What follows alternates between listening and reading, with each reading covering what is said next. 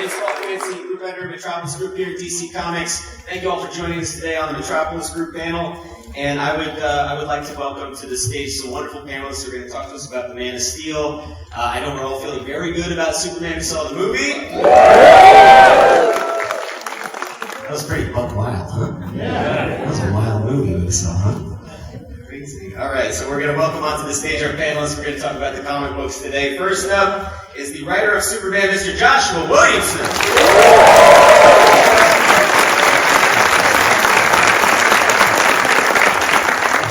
Next up, the master of War World himself, Phillip Kennedy Johnson.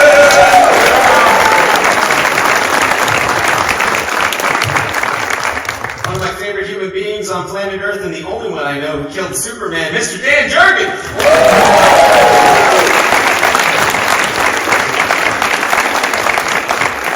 And the guy who knows more about Superman than anyone in the cosmos, Waid.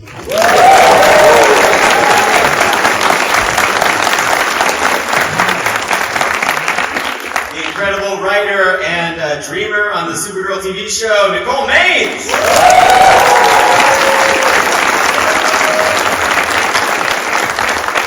Flying through the cosmos, swimming through the seven seas into our hearts, Jeremy Adams.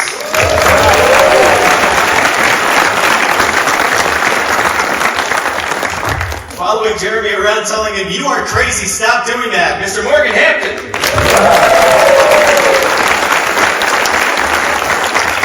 And of course, the one and only unlimited writer, Mr. Dan Slott.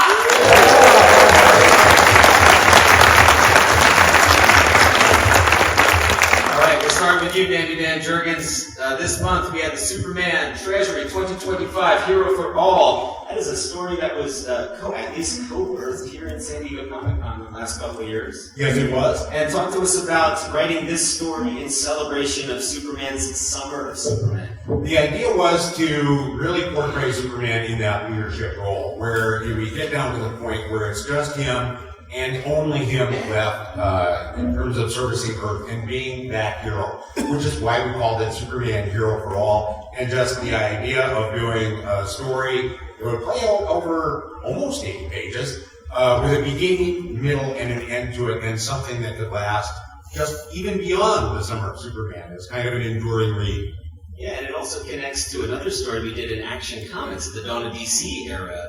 There's a character in this that is kind of a payoff from that. Do you want to talk a little bit about that? This continues from your pages of Action. Yeah, we had done a backup story in Action that was drawn by Waid, where we introduced a character that we kind of saw disappear at the end of those backups. So we brought her back for this story, where we find out who it was who had sent her to Earth in the first place and who she was connected to. So if you haven't checked this out yet, please do. It has wonderful art by Bruno Redondo. It's just awesome, and because it's this big, it's really a fun read. Nice big comic books. They're always fun. Indeed. So, Dan, you mentioned you're working with Bruno Redondo. We see we have some beautiful art from the Treasury that's coming up here on the screen. But, Dan, you also drew in this. You drew a segment that featured a retelling of Superman's entire life from start to finish. I can't actually think of an artist better suited to do that than you. You've been with Superman for so long. What was it like seeing 1,000-foot view of Superman's life? It was funny because we did take bits and pieces from the different origin stories that have played out over the years that kind of dovetails with what Mark is doing now as far as the history of the DC universe. And as part of the read, I think something like that also helps to put readers who haven't been reading Superman forever, if this is their first comic book, they're still going to know who this character is and why he does what he does. And I think that's really important, so that's why I say it's just a nice, enduring read that will last. I agree, and I'm really proud of this book. I think it turned out so beautifully. Thank you very much, Dan, for participating.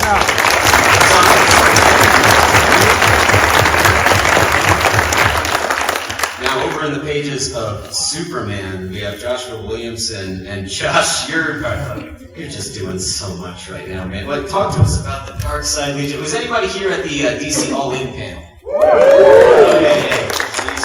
So you heard some of this, but for the people who weren't there, talk to us a little bit about Superman's journey into KO and the Darkside Legion. So when Superman was a kid, he met this group of teenagers called the Legion of Superheroes. Are there any? Yes. Any Legion of Superhero fans in the room? Mark, you better raise your hand again, man. We hear some favorite Legionnaires. Who's your favorite Legionnaire? Batgirl! Batgirl's awesome. Yeah, she's real bad now. Dude, I love you some Brainiac 5, let me tell you. Yeah, so. Fonstar, who would you say? Lightning Lad. Oh yeah, Lightning Lad. Do you prefer Lightning Lad or Livewire? See, you're a Livewire. That's so fascinating to me. Yeah, Mark, what's your favorite? Bouncy Boy! Brainiac 5. Brainiac 5, yes. Yeah, I heard a sad voice utter valor deep in the back. That was just Mark. Oh, okay. So Superman has always known that the Legion was going to be there in the future, and I think it was almost a little bit of a cheat code for him. It gave him a little bit of hope, a little confidence that the future was taken care of because the Legion was going to be there. And now Darkseid has taken that away from him. In this story, we find out that coming from, can I just say this? They're coming from the Absolute Universe. Yeah. Okay. All right. Now you guys know. So yeah, well, you guys can keep that a secret, right?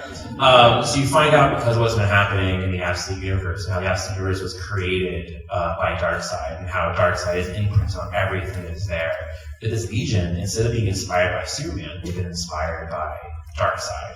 And they're coming here to DCU as sort of like his heralds, his agents, to start doing moves for him that will eventually lead to KO. And they're real bad. They're real evil. They're the opposite of everything you've ever known about the Legion. They're not hopeful at all. And it's sort of, they're there to break Superman. That is what their job is to break Superman and break his hope before Darkseid can get here. And Darkseid knows that, once you beat Superman, everything else is going to fall. So in this story, Superman is meeting this, I'll just say, evil Legion for the first time. And it's really heartbreaking for him. It's heartbreaking to see people that he called friends when he was a kid, to see them like this. And so during the story, he decides with Time Trapper that they're going to go to the future and try to find the real Legion. But sadly, once he gets there, he finds out that Darkseid's Legion has already taken out the Legion. And so Time Trapper is telling Clark, I need you to go on this journey, but you're not going to go alone. We have a slide. Yeah, we do. And so he's like, I need you to go with somebody who has experience with the Legion and won't have a problem basically beating the crap out of them. And he gets Superboy Prime. Right? Are there Prime fans in the room? Yeah! Right? Are you ready for Prime time? So, Prime had a really awesome redemption arc during Death Metal, so we are maintaining that. We're maintaining that he had the redemption arc. This is a story about him trying to prove to Clark that it was real and he can be good. That he can be what he's a fan of Superman. He looked up to him. And so this part of the story is about Prime showing that, yes, I can be good as they go up against this evil Legion. And all this is building up to KO, and it really leads into why basically Superman's mental headspace as he's going into KO. Because during this story, and we're going to talk about this prelude to KO, Superman really sees that the future is over. Like, the future of the DCU has already been destroyed. They've already lost. And so as Superman goes into this, it means a lot more to him than I guess it has in the past, going up against something like Darkseid. And that will all lead to KO. Superboy Prime will be an important part of the book. I have to be careful here. I don't want to spoil too much. Yeah. I'll just start telling you everything. Well, what we can do is talk about in the Justice League Omega special, which would feature heavily these story threads. There's a connection between DC, KO, and the history of Krypton. And Josh, without annoying your editor, can you tease anything about that? Yeah. So, part of it is Time Trapper, Booster Gold. Because obviously Booster Gold is playing a really major role in the All-In story, the All-In saga. He's a really important part of it. I remember, I'm going to tell a quick story. Scott and I have been talking about what is All-In since probably about 2019. And we always knew we wanted Booster Gold to play a role in that. And so last year we're at the Superman set, and we were talking about Booster Gold at breakfast. And we're having this whole conversation about the story we were going to tell with him, how important he was going to be to it. And there was a conversation of how hard this experience was going to be with Booster Gold. And I was like, we're not going to kill him though. We're never going to kill Booster. And as I'm saying this, the creator of Booster Gold, Dan Jurgens, literally sits down next to Scott and I, and he's like, what are you guys talking about? I looked you dead in the eyes and I went, we're talking about if we should kill Booster Gold. I was armed. But he plays a major role in that story. But what Paul was saying, so whenever people do stories about, on average, I would say, usually, people do stories about Krypton's past, it's always about Jor-El. And so we started talking about Doomsday's connections to Krypton's past and the connections of KO and even, I'll say, Darkside's connections to Krypton's past. I didn't want it to be a story about Jor-El. I decided it was going to be about a story about Lara. It'd be about Kal-El's mom and about how she, I don't know this, but she was actually a historian. She would chronicle the history of Krypton. And I feel like if we're going to do a story about the history of Krypton, we should have her in it. And so she's going to play a major role in the Omega special, and then she'll have stuff throughout Superman. And we have a really big plan for next year that will involve the history of Krypton, but also involve her. Because I've never really seen a lot of stories. Mark will tell me I'm wrong. There was a big No, you're right. there aren't really a lot of stories about her. It's always about Jor-El. And I was like, she has her own past away from that, so let's do a story about that. So you're going to see the first glimpses of that story in the Omega Act special that acts as a prelude to KO. Yeah, we think entirely too much about this stuff, so if you're seeing connections there and making one of those weird cork boards in your basement, that's probably true. Yeah, I'm just validating all your conspiracies. Yeah, I mean, there's stuff that even going so far back, there was stuff that we were seeding for Absolute Power going as far back as the Justice in 2018. So we were always planning to build these things out for a while. That's the thing right now with the story we're telling right now across Superman, across KO, all of it. It really is, we're in the middle of this really massive story that we started with All In, that we've been talking about for a long time, seeding for a long time, but it really is this really big story that we're doing with Superman, with KO, and with the DC. And another story that's been brewing for a long time, a story that actually started here in the hallowed halls of Comic-Con, is the story of Superman Unlimited with Mr. Dan Slott. There, everybody.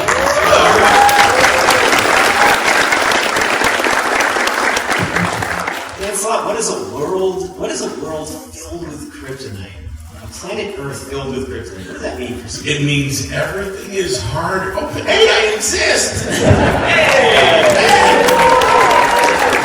I just got written into continuity right in front of you. Yeah, it means that everything is harder. But if you're Superman, you don't mind a little extra hard work. You're Kansas farm boy, and you'll just give it 110% more. But everything is, and as we just saw in the last issue, there's so many more uses for kryptonite as it starts getting all over the world. It's now power generators. It's going to give power to people all who haven't had power before. We're going to see next issue. People are using it's the most valuable metal on Earth, so people are wearing it as jewelry. That's going to make it really hard for Superman to save people. The lipstick, Dan. The lipstick, yeah, it's even in metallic lipstick. It's kryptonite's going to be everywhere, and it's going to cause all kinds of new problems for Superman that we've never seen before. But it's mostly concentrated in a country called El Caldero, which is a new kryptonite kingdom, headed by a new kryptonite king character. Yes. And Dan, I know we can't spoil too much about number 5, because number 4 hasn't come out yet, but can you talk to us a little bit about Superman's conflict with the Kryptonite Kingdom and why he can't just barge in there? It would be so easy if you're Superman to do all these things that you'd like to do. You just saw in the Superman movie, like what happens when Superman goes into a foreign country without asking anyone for permission. This kryptonite, this giant mountain-sized mound of kryptonite that landed in their kingdom, it's theirs by rights of salvage. Who is Superman to take this away from anyone? Guys like Batman are like, we could just go in and take it. It's all cool. No, Superman plays by the rules. Right, he plays by the rules, and somebody who is always on the bleeding edge of those rules is Lois Lane, because Lois Lane's pursuit of truth. Paramount is paramount to everything. Now, she has expanded the Daily Planet, the help of the edges, and you have such an ensemble cast going on the Daily Planet. I was wondering if you can tell the people, like, 3 your top Superman supporting cast in Superman Unlimited. I can't wait for this. We have a new character who is Tina, and she is from Gorilla City. She is Solivar's goddaughter, and she is running the IT department. for the Daily Planet. The Daily Planet is now everywhere. If you have a DC city that you love, whether it's Ivy Town, whether it's Gotham, there is a Daily Planet in the skyline now.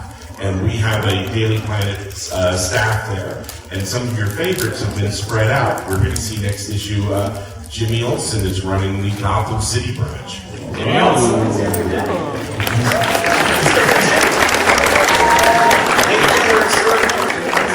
He's going to get a back signal watch.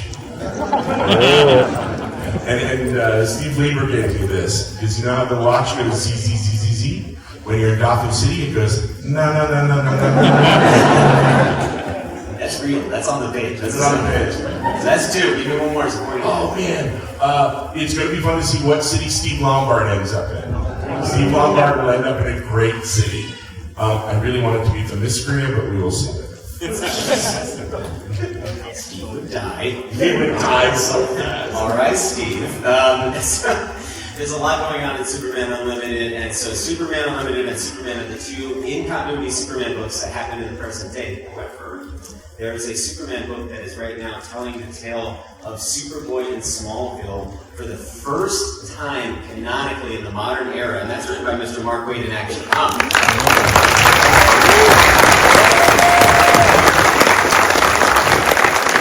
Yeah, we are having a ball with this. Artist Skylar Catridge and I have decided as Dan said, speaking of what Dan said, it's always important to remind people what Superman stands for, what he does, why he does what he does. And so it's so much fun to write Superboy from the ground up. When he's on his 15th birthday, he's told that he can become Superboy on his 16th birthday. We got one more year, we got to figure all this stuff out. They haven't figured out the costume, they haven't figured out the glasses, they haven't figured out secret identity, they haven't figured out any of this stuff. And then, as luck would have it, he has to debut as Superboy at age 15 to save lives. And now Kent and Clark are scrambling to catch up, to figure out stuff. As you can see by his chucks, he hasn't even figured out his costume yet. So, that's the joy of it. All the Superboy stories that I've read and loved over the years are good, but they're always about a short Superman. And we wanted to tell the story about how he becomes a hero from the ground up. He's a kid. I mean, he has kid-like emotions. He has clashes with his parents. He's like any other teenager.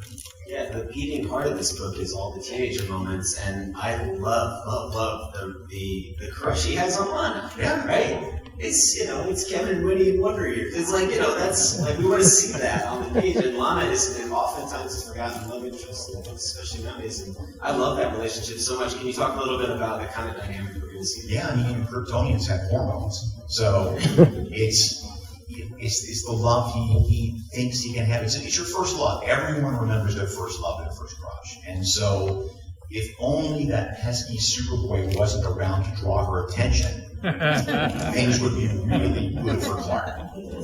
That's right. And we saw some of that in the Summer Superman special, which was wonderful, which the three-core Superman writers all co-wrote together earlier this summer. And it was just really a joy to see that brought to life by Jorge Jimenez art. How about Jorge Jimenez, huh?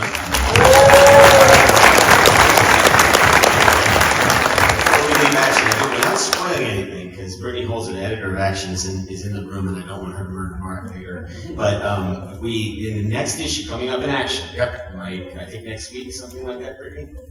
Next week, thumbs up. Okay, it's next week. Everybody go ahead and get it. There, it is revealed that what's going on with Captain Common? Well, the thing is, it's the Kents are on where they're trying to figure all this stuff out. They think they've got it, and then at the end of the issue that's out now, somebody shows up at the front door and says, "I'd like to speak to Superboy." So he's been Superboy for like an hour and a half, and already he's blown the secret. So biscuits, yeah. So it is not as bad as it seems, because it has been blown to another older superhero who's come on the scene, who has looked at this kid much like Superman did in Kingdom Come to the younger generation. Looked at this kid and gone, I don't know about this kid. And so there may be some trust issues there. And he's not just there to help. There's a lot more to that story than it spools.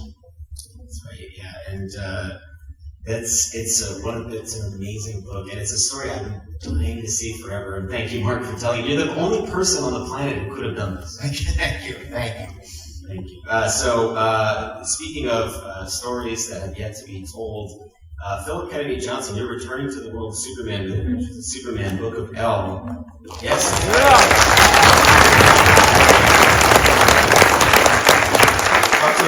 Talk to us a little bit about the evolution from Future State to Action Comics to Book of L. You've been with the Man of Steel now for years. Yeah, it's just the honor of a lifetime. I just to get here with my heroes and to get to work on this character with all of you is just unbelievable. The Adventures of Superman Book of L, in a nutshell, is Action Comics meets Samurai Jack. All right, so it's Superman. Look at these covers. It's Superman's 1,000-year quest to find his family and bring them home. It's about the legacy of Superman and whether it can survive in a world in which truth and justice are no longer virtues. But it's not just about him saving his family or saving Earth. It's also about him saving Krill Hooks, his old friend, who's become the villain of my whole Superman run. It's about Krill Hooks and tragedy that made him who he is, and how he becomes the Promethean king, and what he does in the future, and how he ties into the whole House of L that we're going to see come together. So it's, for those of you who read the Future State issues, it's basically how that future ties in with the stories that we set up in the World Saga and the rest of my Action Comics from those pages. Yeah. These are color pages debuting here for the first time ever. These are color pages from issue 1. Yeah. No, I'm so proud of it, and it's also so Krill Hooks, as we saw in the World Saga, his origin is not unlike the origin of Superman. He's a guy of Kryptonian descent who loses everything, but he never had the Kents. He's only known the loss.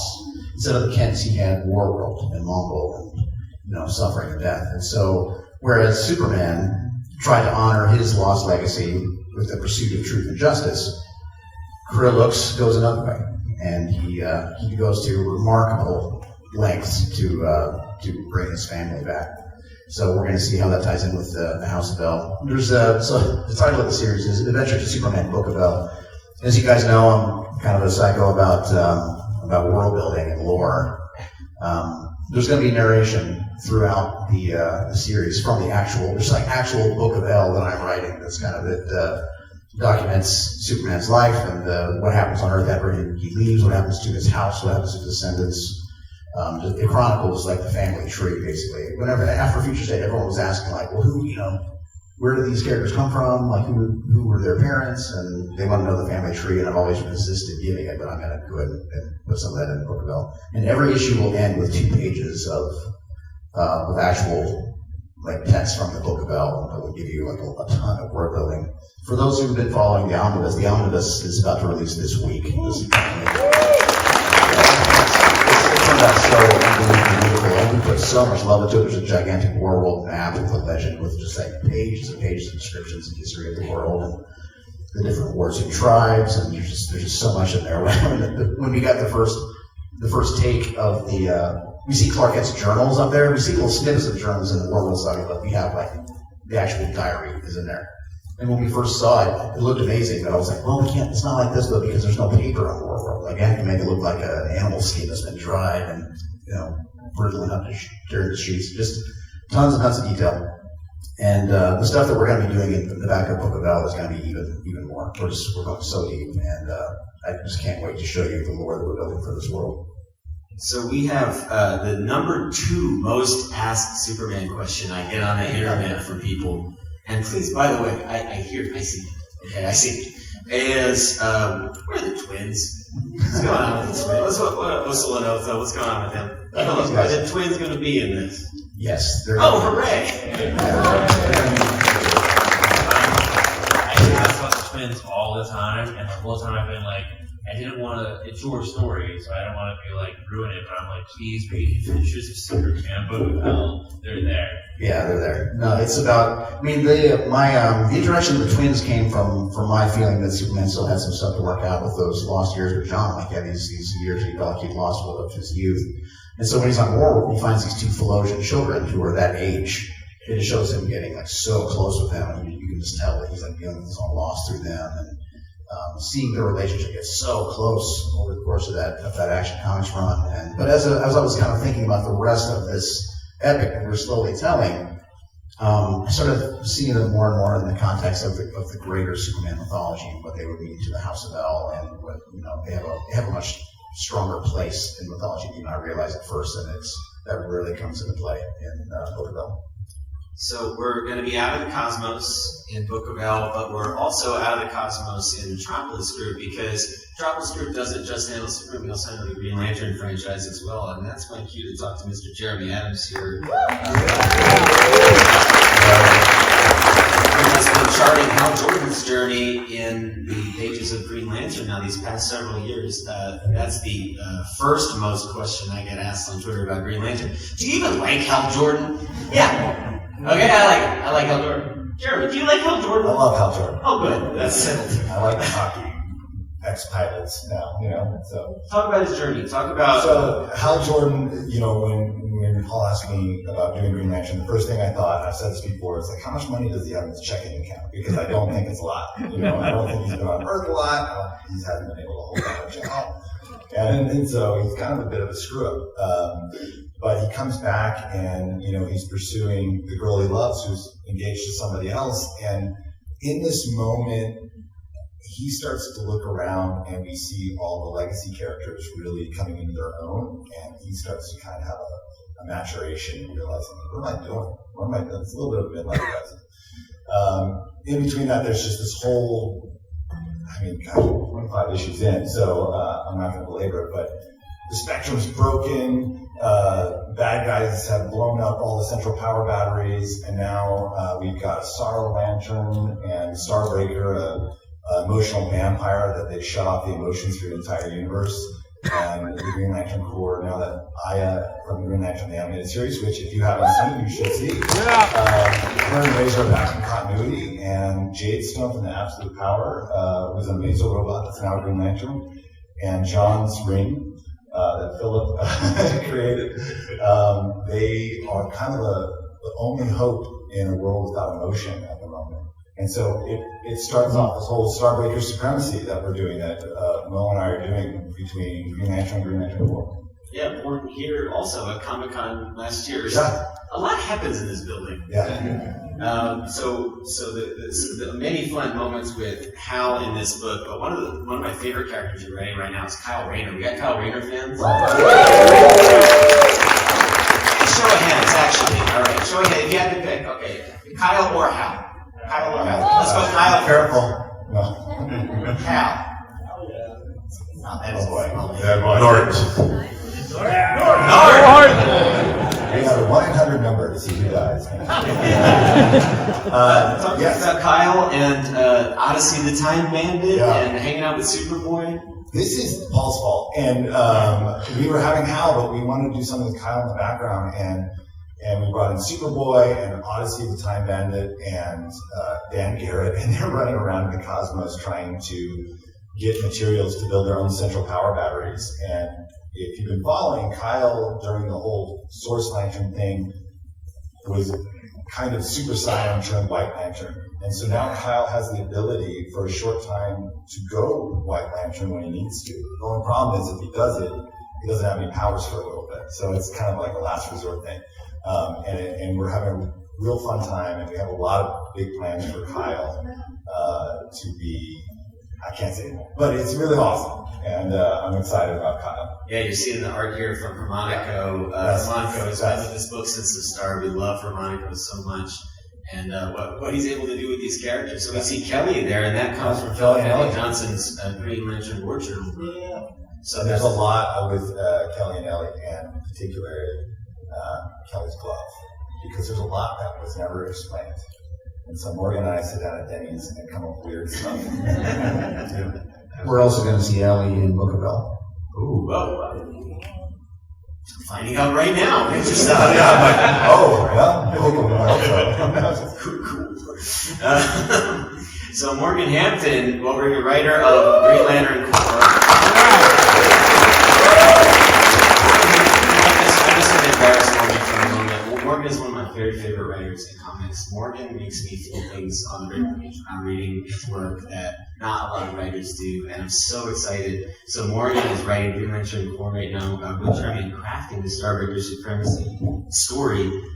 Morgan, talk to us about the emotional journey of what it means to use emotion as a weapon.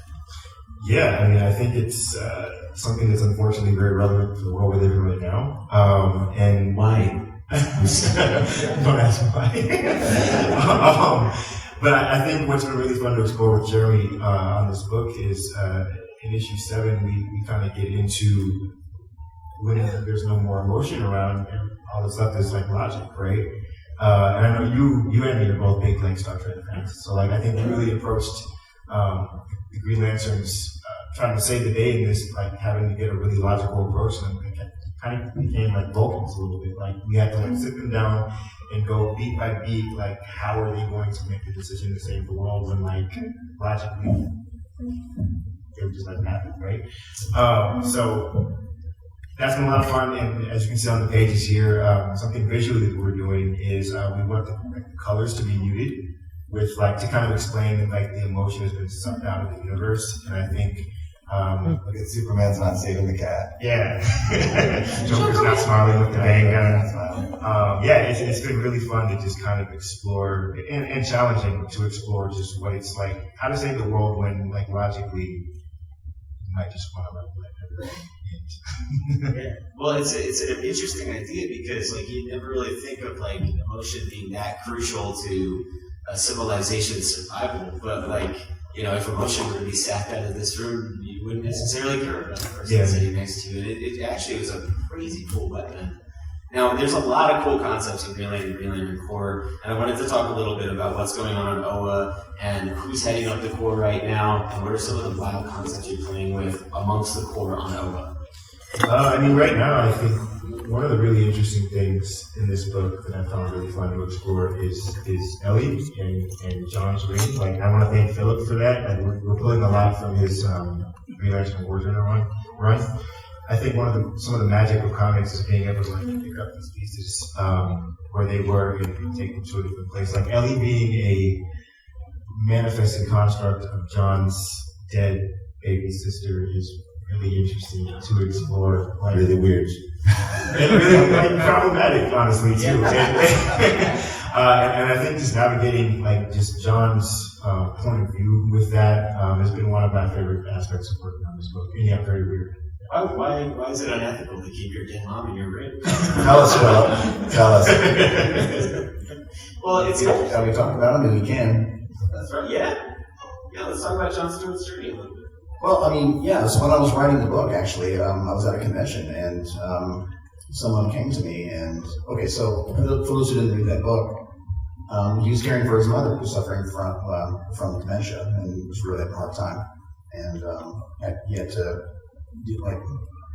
decide whether to remind her all the time about the daughter that she lost, and like keep her grounded with tragedy constantly, or to just let her be okay, you know. And eventually he kind of gives in and creates a living sentient construct of his baby sister to be there with her.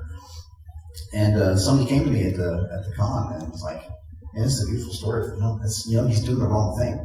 Like you're not supposed to do that. Like you need to keep her grounded and not play along." And it's like, I know that, man, but that's what I would do.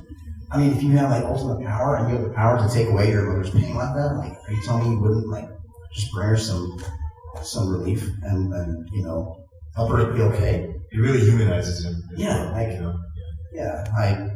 that's what I would have done. And I know it's not the right thing or whatever, like according to the book, but is it better to just be like, no, Mom, she's dead. She's been dead for years, and you're never going to see her again. Like it's just over and over and over again. To me, that's the worst. Anyway, that's one of the great things, because Phillip and I worked on a lot of structure spectrum, and we were talking all the time about Green Lantern Warjournal and Green Lantern, and one of the things I just love working in DC right now, because I don't have any frame of reference, but getting to be inspired by everybody else's books and play along. Like, I'm just such a lifelong nerd, and so like talking with him, and it's like, I'm not going to forget about your stuff. I'm going to use it. Or like Mark or anybody, it's so much fun to be able to go at a mixer and talk, and somebody will say something and spark like 1,000 ideas. And they're so thrilling. The people up here care about what they do, and that's the biggest praise that I can give each and every one of them on the stage. And I wanted to talk just a little bit before we leave the world of Green Lantern here about Jo Mullein and her journey in this book, and also about Jessica Cruz and what she's doing on. Jessica's got an important new role. Yeah, I mean, she's kind of leading everybody right now. Yeah.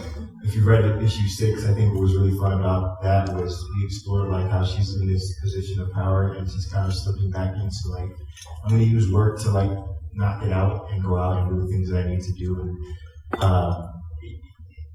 it was fun to just kind of explore like how like the problems that we have, like we may overcome them, but it's still an everyday thing. You just have to get up every single day and choose to do what you know what you need to do. Going back to what you just said, I think what's really fun about this book is like Green Lantern Corps doesn't discriminate. It's not just men, it's not just women. We've got Kelly, she's a child, and now we have a non-corporeal being, and like it's been manifested from John's like ring that's also helping out. At Narf, yeah. Like it's just I don't know, it's a great idea, Green Lantern Corps. I think much like Star Trek, like we talk about, like it's something to point to the future for all of us, like to aspire to, I think. Yeah. And then you've also got Space Cabbie driving through the exactly. giant space octopus. So, there's that too. Speaking of people making decisions that are morally dubious, Nicole.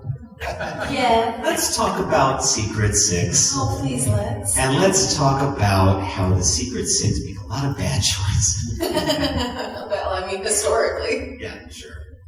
So last year in this convention, we cooked up the idea of Secret Six, and it's one of my very favorite books right now. Issue 6 is going to be coming out very soon, and I love this book so much. What's the emotional core for you about Secret Six? I think the key part of it was with John and Jay Nakamura and Nia Null coming out of Absolute Power as 3 kids who had been especially affected by Amanda Waller and what she did, and dealing with the moral ramifications of all of that and trying to decide, okay, now how do we move forward after this really world-ending thing? Of course, John is so desperate to get back to normal. Jay has no normal to go back to. His country was recolonized and destroyed and his mother murdered, and Dreamer was blackmailed into being an accessory to that. And so while John has maybe the ability to try to get back to normal and bury all of his own personal trauma and hide behind his father's code of ethics, the 2 people flanking him, that's not really an option for them. And so they've kind of fallen into a crowd of other folks who have also been forced into doing morally gray things and have kind of resigned themselves to that. And so I think the emotional core is just when you realize that you are living in a world of darkness and evil. What are you obligated to do? What are you allowed to do? What lines are you allowed to cross? And are those lines different for different people?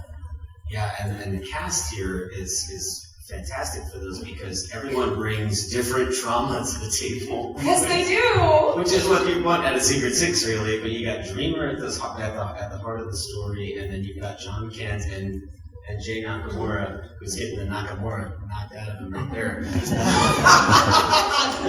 Wait, send it back to the burgers. We have to put that in. Well, let's talk about that love triangle, because that's the elephant in the room. Like, there's a lot going on with John Kent, Jay Nakamura, and Dreamer right now. Yeah. Just a little bit. Yeah, so talk to me about it.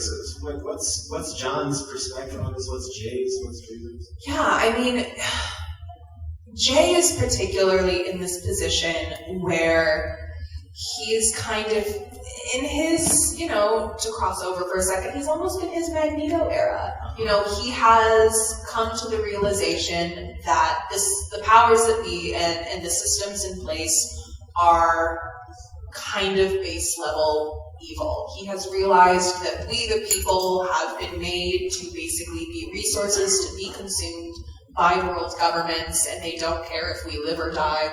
We just exist to be used to their own, power or financial means, or ends, excuse me. And he believes we need to tear it all down. And you can't really do that being Superman's boyfriend. And Superman that's not how he rolls. There are people who depend on the systems in place. You have to inspire people to do the right thing. And Jay and Dreamer have both kind of realized, okay, well, that doesn't work. If that worked, we wouldn't be dealing with like a war every other day. You're watching these, and you can't even really say that the systems have failed because they're working exactly as they're intended to. And of course, in the middle of all of that, they're all gay, 18, and hot. So, right? And so as they're in the middle of all of this moral ambiguity and nonsense, they're also kind of in the club and being like, wait, but you look really cute in that fit. Should we like stop and hang out? And Catman and Deadshot are like, that's what we were gonna do. And then Black Alice is like, I don't care about any of this. I'm here to get drunk and party. So John Kent is, he's a sweet baby boy. He follows the rules. He wants to be like Dad. Yeah. But you got John hanging out with some people who are prepared to do some very bad things. And John's really going to have to reckon with that. How does John and Jay, they wrote this beautiful scene, Scene 6, where Jay and John are arguing about the ethics of taking down Waller, and Jay says something like, well, it was okay to take her down when he was your country. As Waller took over Jay's country. Killed his mom. Yeah. Brutal. How does that play out in a relationship? John wants to do the right thing. Yeah. Well, Jay is in this, I don't want to spoil anything, but Jay is in this position where it's like, man, you are either with me or against me. I am on a war path. I have all of the information. I have all the tools that I need to tear down these systems of violence and oppression. And you can either be Superman and help me, as we have done before. We took down Michael Bendix together. We have overthrown a dictator once before. We can do this again. And I don't understand why all of a sudden, now that we're talking about America, oh, hang on, we can't do that. We have to, protect the government. Since when? We're gay. Yeah. Right?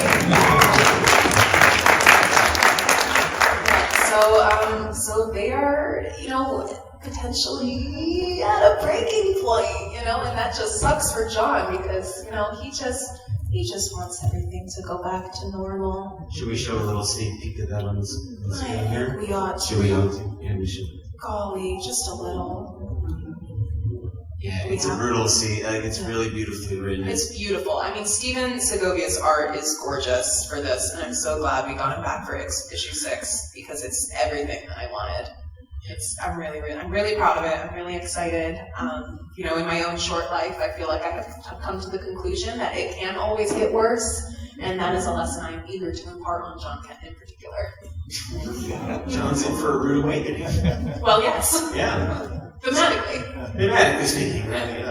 So all these books are interconnected.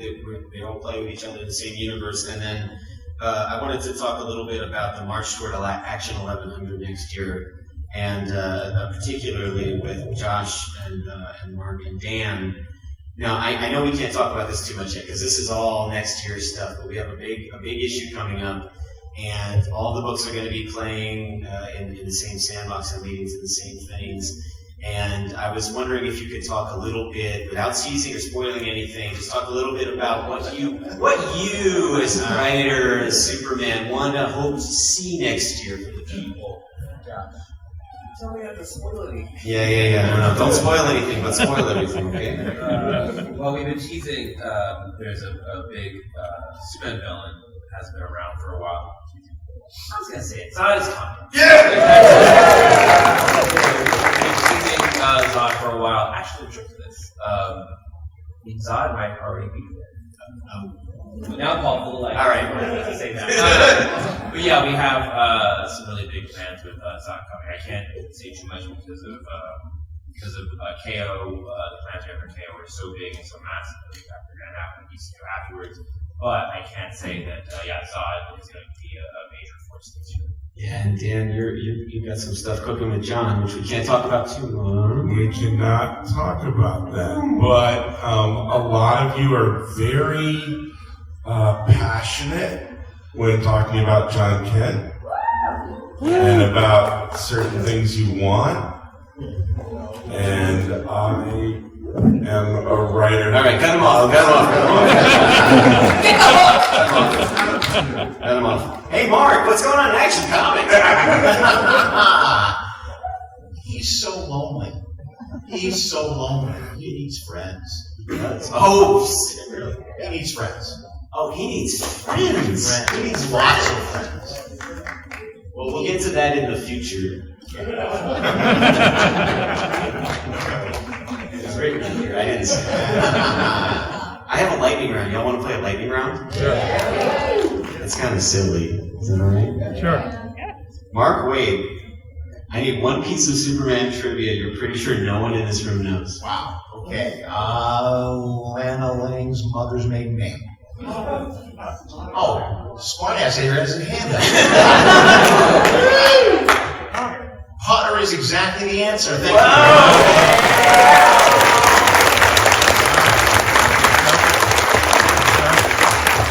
Okay, sorry. That was quick, too. Yeah. You get something for that. You win something. Raise your hand. Raise your hand. That guy right there. You win a copy of Superman. Like I said it. Pass that down. Not everyone's going to win one of these things. We had it sitting here. Nicole. Yes. Who wins in a fight, Catman or the Tiger King Joe Exotic? I mean, as funny as it would be to say Joe Exotic, Catman would rip his throat out with his teeth. Quickly. I'll take Oh. Jeremy Adams.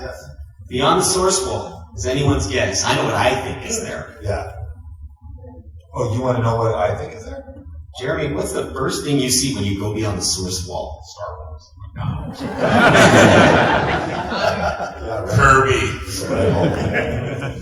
I in my mind, I mean, well, gosh, I can't tell you. That's kind of in my mind, I'm just gonna.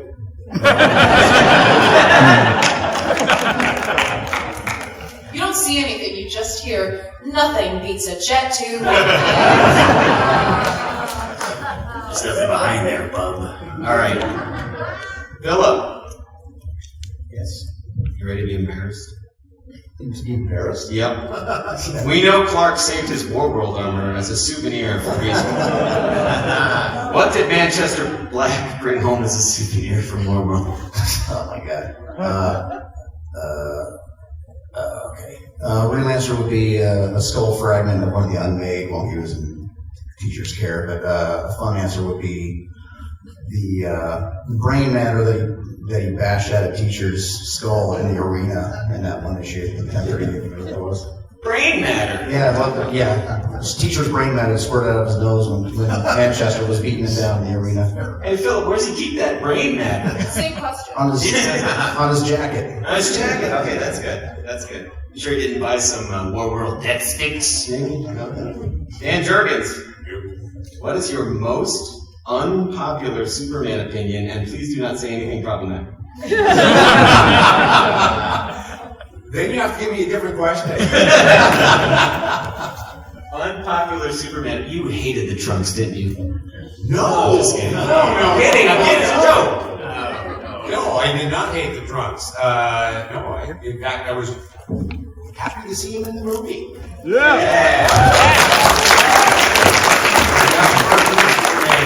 And but we never called them Trunks. We always said it was part of one uniform that was sort of all sewn together.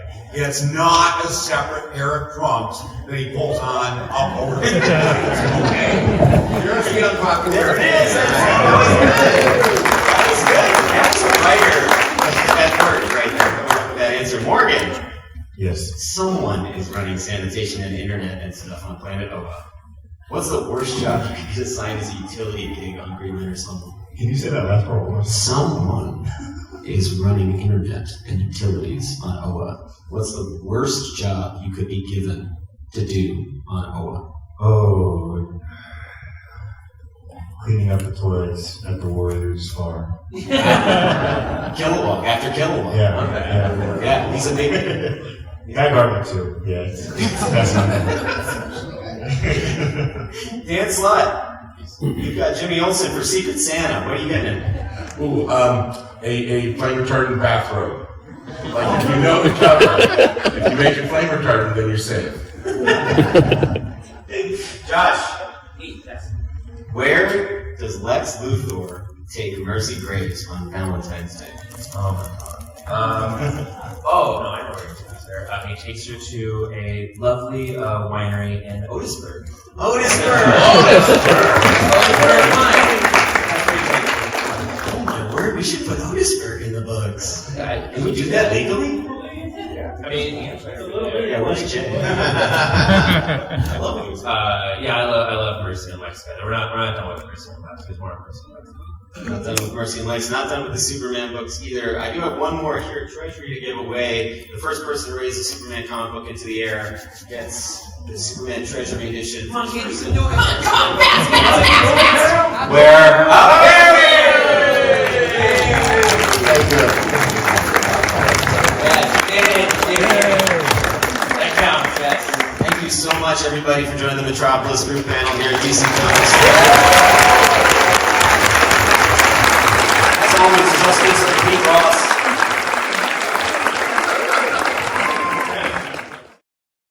Subscribe to our free Superman homepage newsletter and stay in the loop. Go to supermanhomepage.com/newsletter. Subscribe to our YouTube channel and click on the bell to ensure you don't miss out on any of our new videos.